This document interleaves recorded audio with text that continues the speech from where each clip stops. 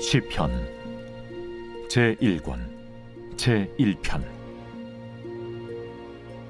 복 있는 사람은 악인들의 꾀를 따르지 아니하며 죄인들의 길에 서지 아니하며 오만한 자들의 자리에 앉지 아니하고 오직 여호와의 율법을 즐거워하여 그의 율법을 주야로 묵상하는도다.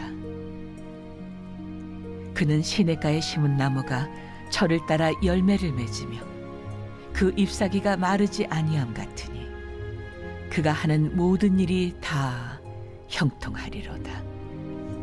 악인들은 그렇지 아니하며 오직 바람에 나는 겨와 같도다.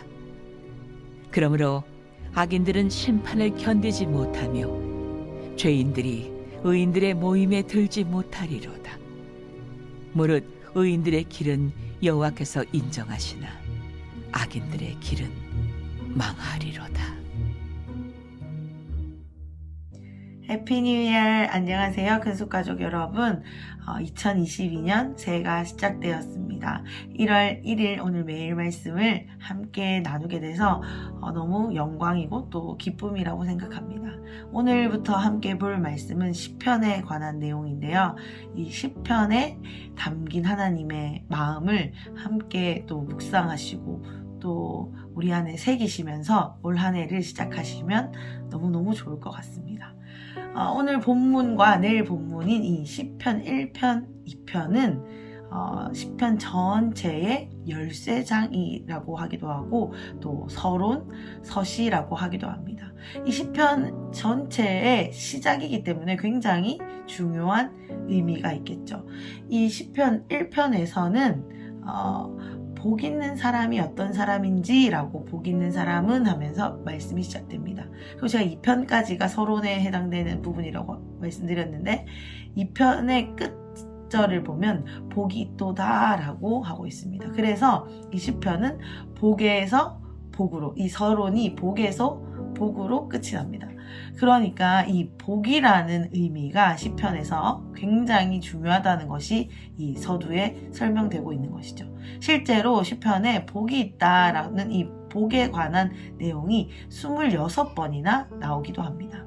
그래서 이 시편 안에 담긴 또 이 말씀에 담긴 복의 의미를 아는 것이 너무너무 중요한 것 같습니다.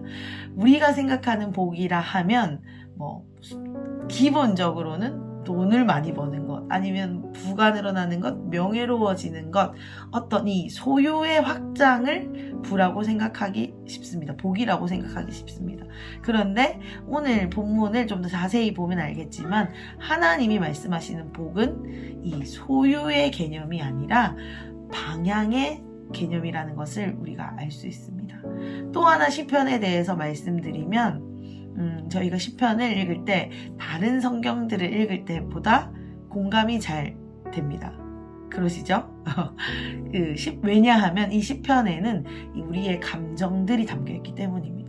그래서 이 시편을 읽어보면 구구절절한 그 고백이 담겨있고 또 찬양이 담겨있고 간증이 담겨있고 삶의 고백, 선포들이 담겨 있습니다.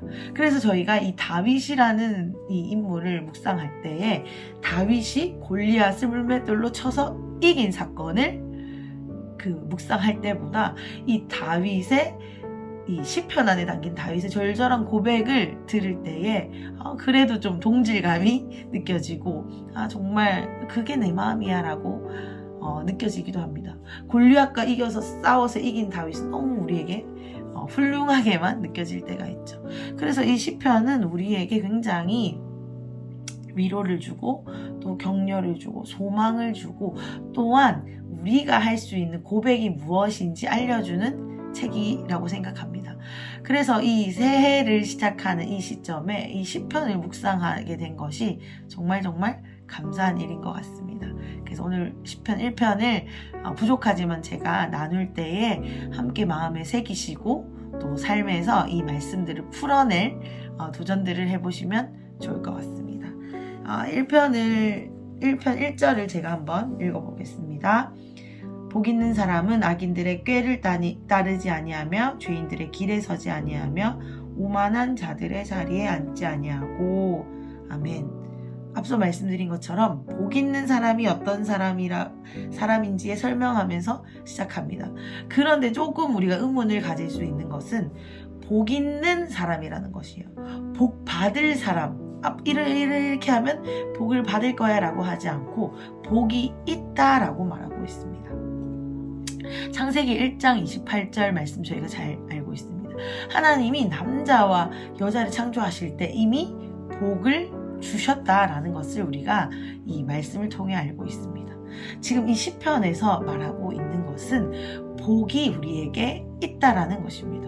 나는 가진 것도 없고 나는 뭐 내세울 게 하나도 없고 잘 되는 게 하나도 없다 라고 복의 개념을 생각한다면 복이 없다라고 할 수 있겠지만 하나님이 우리에게 진짜 주신 복이 무엇인지를 안다면 우리가 이미 복 받은 자, 복이 있는 자라는 것을 인정하게 될 것입니다. 조금 더 말씀을 보겠습니다. 근데 이 복 있는 사람은 어떤 사람인지를 비교해서 설명하고 있어요.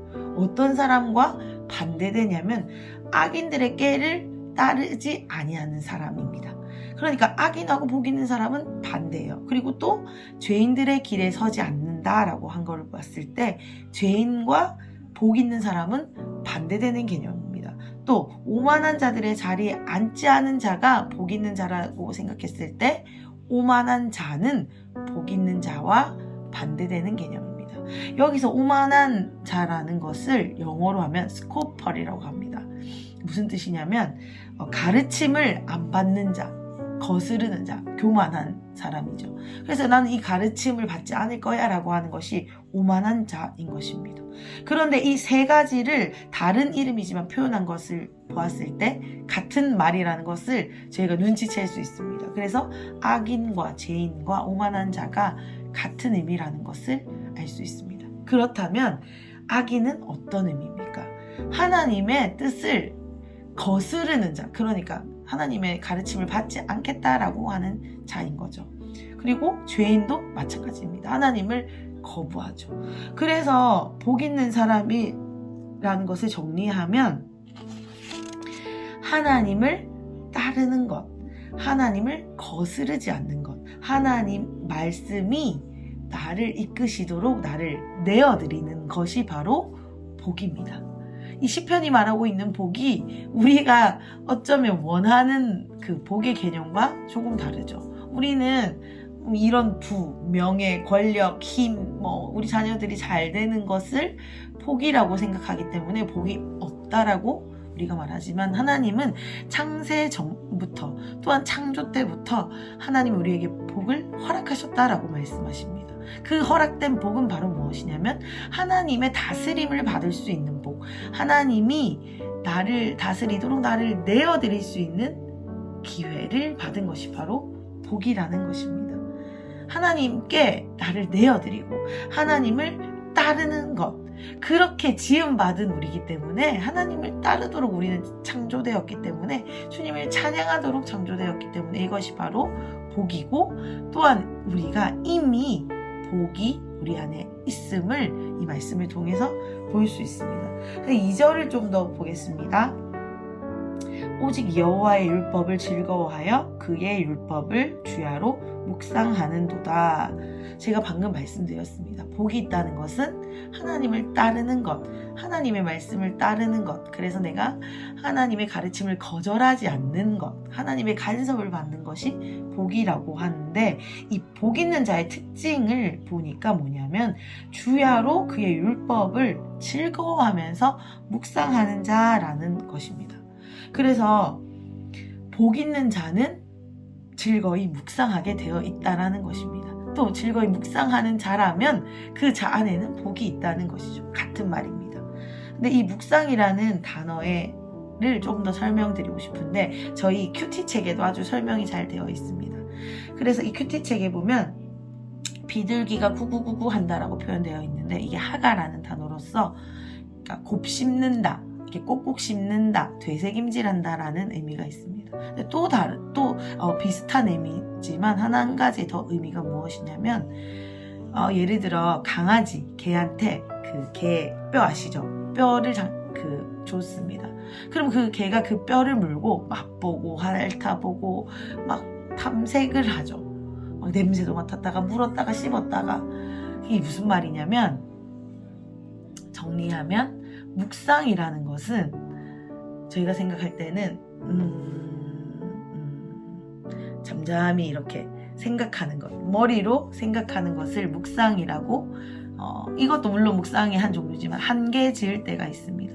그런데 하나님이 이 시편에서 말씀하시는 주야로 말씀을 묵상한다 라고 했을 때 이 묵상은 굉장히 역동적인 표현인 것입니다. 이렇게 그냥 단순히 머리로 생각하는 것이 아니고 굉장히 다이나믹한 거예요. 역동적인 거예요. 온몸으로 하는 것입니다.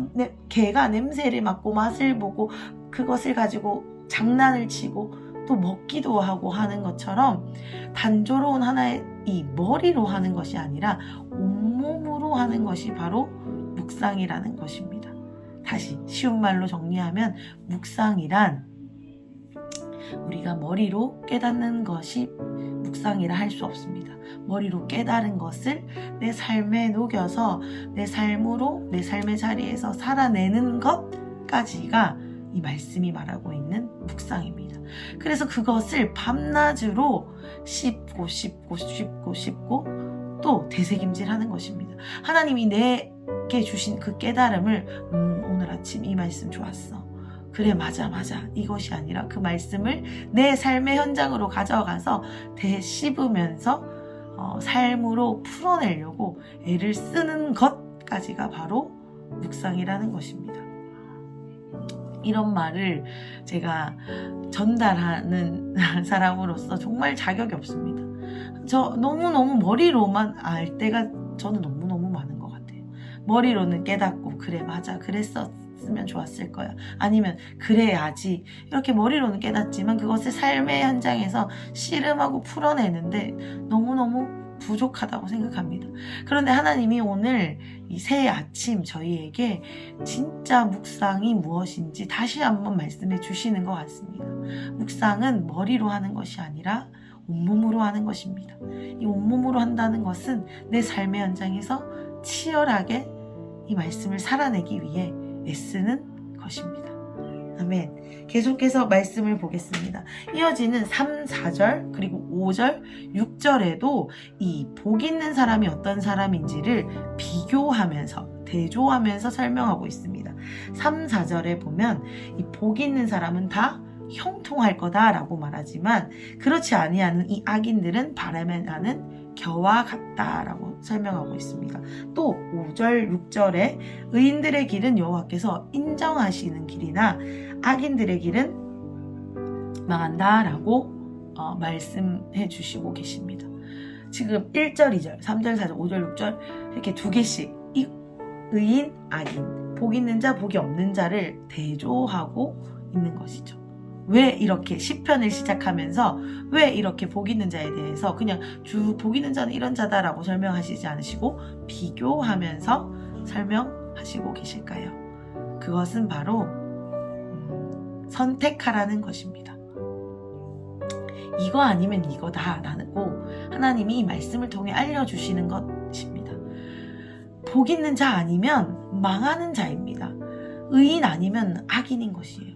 그래서 하나님은 이 말씀을 우리에게 주시면서 특별히 새해 첫날 이 말씀을 우리에게 주시면서 동일하게 우리에게 질문하시는 것 같습니다. 복 있는 자가 될 것이냐 망하는 자가 될 것이냐. 하나님의 뜻에 하나님의 가르침에 순종하면서 나를 내어드리는 자리로 갈 것이냐 하나님의 가르침을 거스르는 자리 거부하는 자리로 갈 것이냐 하나님이 오늘 저희에게 물어보시는 것 같습니다. 이 시편을 통해 하나님이 우리에게 선택지를 주시고 계십니다. 두 가지밖에 없습니다. 가운데는 없어요. 중립은 없습니다. 복 있는 자로 살거나 복 있는 자가 아닌 삶을 살거나. 사랑하는 큰숙 가족 여러분, 새해 첫날 아침 하나님이 우리 각자에게 질문하신다라는 생각이 듭니다. 너는 어떤 길에 설 것이냐? 2022년 이 올 한 해를 너는 어떤 자리에서 시작할 것이냐? 어디를 선택할 것이냐? 하나님이 계속해서 우리에게 물으시는 것 같습니다. 이 물으시는 이 질문에 우리가 묵상함으로 오늘 하루를 보내면 좋을 것 같습니다. 앞서 말씀드린 것처럼 묵상은 머리로 생각하고 그래 나는 당연히 의인의 길이지, 당연히 복이 있는 자의 길이지라고 머리로 생각하고 끝내는 것이 아니라 내 삶에서 이것들을 우리가 온몸으로 온 마음으로 반응하면서 씨름하면서 우리가 묵상하면 너무너무 좋을 것 같습니다. 사랑하는 큰숙 가족 여러분, 제가 결코 잘해서 제가 뭔가를 알아서 이렇게 말씀드리는 것이 아닌 줄 여러분이 더 잘 아시리라 생각합니다. 그렇지만 매일 제가 아침마다 도전하고 싶은 것은 정말 이 말씀 한 절이라도 제 삶에서 살아내보고 싶다. 진짜 이 말씀 한 절이라도 이 묵상되어지고 싶다라는 것입니다. 혹시 저와 같이 이런 좀 막 애타는 마음이 있으신 분이 계시다면 오늘 새해 첫날인 만큼 함께 도전해 보시면 어떨까요? 제가 기도하고 함께 오늘 하루를 이렇게 도전하면서 시작하면 좋겠습니다. 제가 기도하겠습니다. 사랑의 하나님 감사합니다. 우리에게 새날을 허락하시고 또한 새해를 허락하시고 새해 첫날 귀한 질문을 우리에게 주셔서 감사합니다. 너는 복 있는 자가 될 것이냐? 복이 없는 자가 될 것이냐? 너는 의인의 길에 설 것이냐? 악인의 길에 설 것이냐? 나의 다스림 안에, 나의 부르심 안에, 나의 뜻 안에 거할 것이냐? 나의 뜻 안에 거하지 않을 것이냐? 라는 하나님 그 질문을 우리에게 오늘 던져주셔서 감사합니다. 하나님 이 질문을 우리 그냥 머리로 생각하고 끝내고 싶지 않습니다. 우리의 삶을 들여서 애쓰며 이것들을 우리 삶에서 씨름하며 주님 진짜 주님이 원하시는 자리에 서도록 그렇게 반응하고 싶습니다. 하나님 우리의 영혼육을 깨워주시고 우리의 지혜 없음 가운데 지혜를 허락하셔서 묵상할 수 있는 힘을 허락하여 주십시오. 하나님 복 있는 자는 주님의 말씀을 주야로 즐거이 묵상하는 자라고 하셨는데 이미 우리에게 허락된 복 빼앗기지 않고 주님의 말씀을 묵상하는데 우리의 힘을 쏟게 하여 주십시오. 우리의 시선과 우리의 생각을 다른 곳에 빼앗기는 것이 아니라 주님의 말씀을 묵상하는데 우리의 힘과 마음을 쏟을 수 있도록 하나님 우리의 마음과 생각을 다스려 주십시오. 올 한 해를 더욱더 주님께 시선을 맞추는 한 해로 살아갈 수 있도록 주님 새해 첫날 우리의 도전과 우리의 고백 위에 힘을 실어주시고 용기를 주시고 격려해 주십시오. 하나님 너무너무 감사합니다. 그리고 주님 너무너무 사랑합니다. 주님을 더 닮고 싶습니다. 주님 우리 삶에 그러한 은혜들을 허락하여 주시옵소서. 주님 찬양합니다. 감사합니다.